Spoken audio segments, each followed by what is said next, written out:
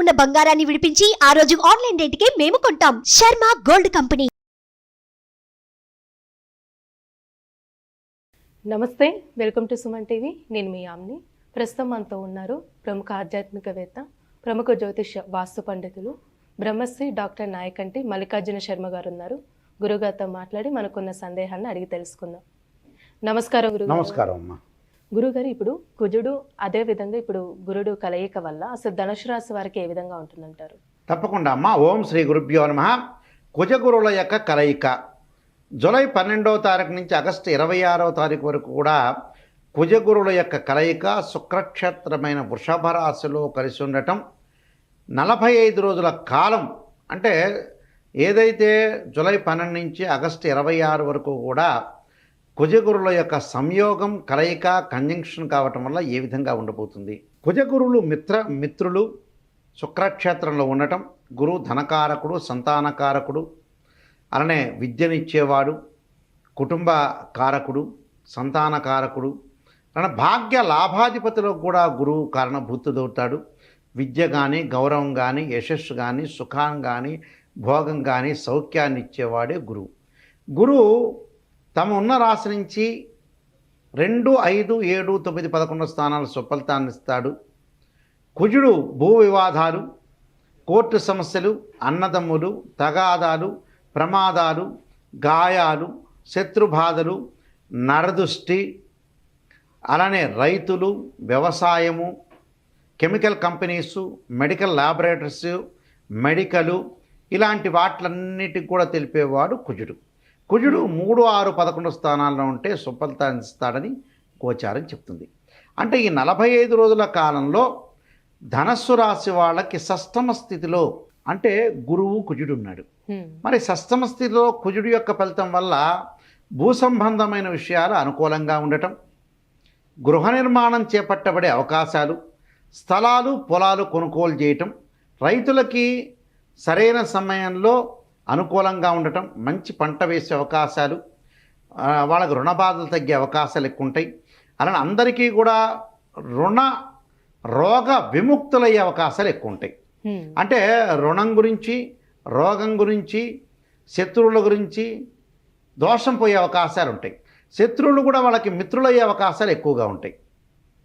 అంటే రోగం తగ్గుతుంది. అంటే అనారోగ్యం, దీర్ఘకాలిక వ్యాధులు ఉన్న వ్యక్తులు కూడా వాళ్ళకి రోగాలు తగ్గిపోయి ఆరోగ్యం అనేది కొంత కుదుట పడుతుంది అని అర్థం. దానివల్ల దానికి కారణం ఏంటంటే 6వ స్థానంలో కుజుడి యొక్క ప్రభావం.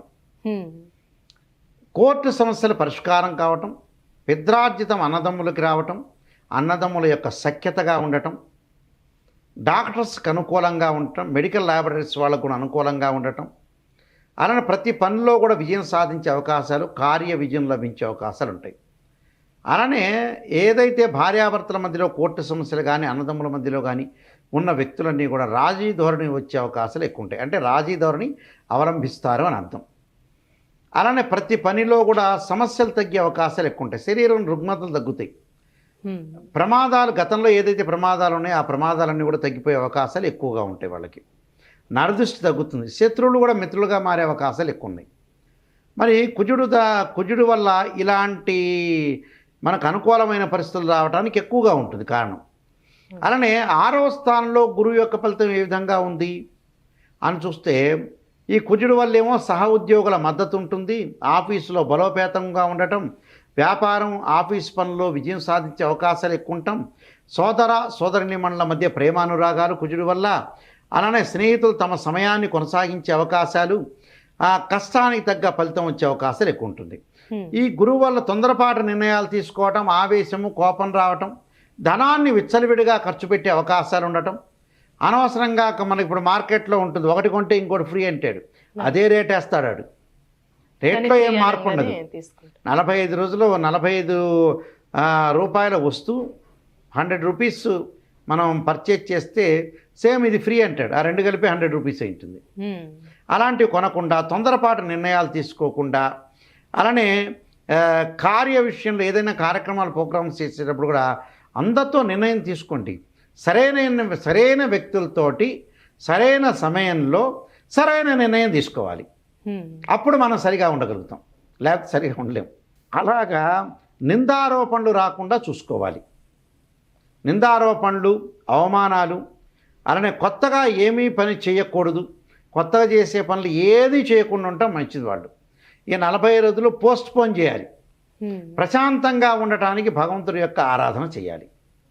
ఆరాధన చేయకపోతే ఇబ్బందులు కలిగే అవకాశాలు ఎక్కువ ఉంటాయి. అందువల్ల కొత్త వ్యక్తుల యొక్క పరిచయ విషయంలో కొద్దిగా జాగ్రత్త ఉండటం మంచిది. కొత్త వ్యక్తులు కొంతమంది పరిచయాలు పెరుగుతూ ఉంటాయి మనకి. వాళ్ళ విషయంలో కూడా కొంత జాగ్రత్త ఉండాలి. డబ్బులు ఖర్చు పెట్టడంలో కూడా మితంగా ఉండటం చాలా మంచిది. అంటే ఇవన్నీ కూడా వాళ్ళు చేసుకోవాలి. విదేశాలకు వెళ్ళే ప్రణాళికలు వేస్తారు కానీ అమలు కావు.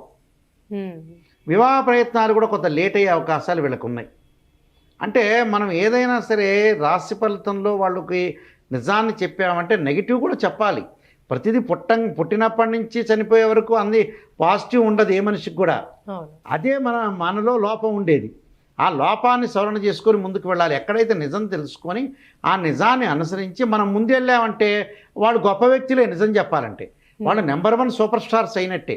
అలాంటి విషయాలు చూసుకొని కొన్ని ప్రత్యేకంగా పరిహారాలు రెమెడీ చేసుకొని ముందుకెళ్తే మనకు మంచి జరిగే అవకాశం ఎక్కువ ఉంటుంది. అంటే ఎలాంటి పరిహారం చేయాలండి అసలు? దత్తాత్రేయ స్వామి యొక్క కవచం చదువుకోవాలి గురువారం రోజున.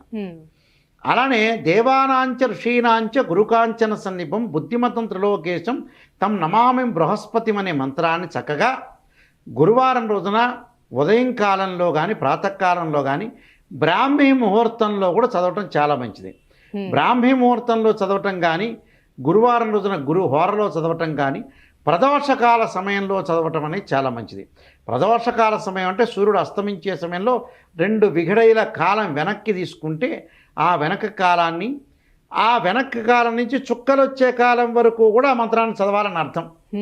అంటే గురువు యొక్క శ్లోకాలు, దత్తాత్రేయ స్వామి యొక్క కవచము, దత్తస్త్రోస్త పారణము, గురు చరిత్ర చదువుకోవటం మంచిది. అంటే గురు చరిత్ర అంటే మనకి ఇష్టమైన దేవతలు చాలామంది ఉంటారు, గురువులు ఉంటారు.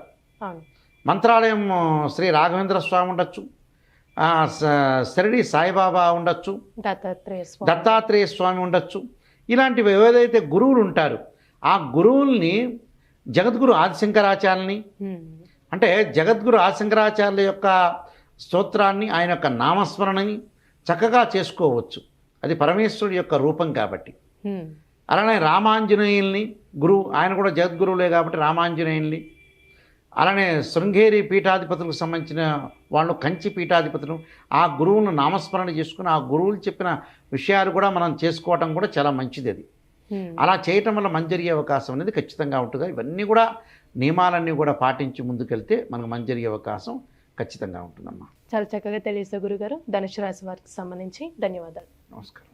సుమన్ టీవీలో మీ పర్సనల్ అండ్ బిజినెస్ ప్రమోషన్స్ కోసం కింది నెంబర్కి కాంటాక్ట్ చేయండి.